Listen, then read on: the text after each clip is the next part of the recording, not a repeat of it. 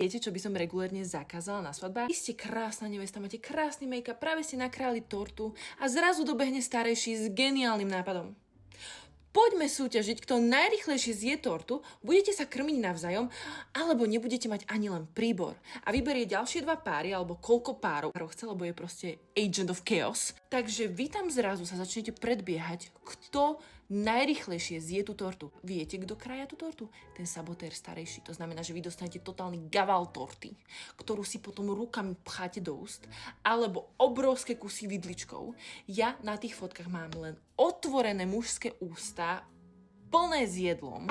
Nevesty majú šaty od torty, make-up zmazaný, tortu vo vlasoch. Mala som už raz nevestu, ktorá pol hodinu preplakala na vecku kvôli tomu, že manžel už bol trochu načítaný a mala maliny na bielých šatách, lebo mali malinovú tortu alebo s malinovou plnkou.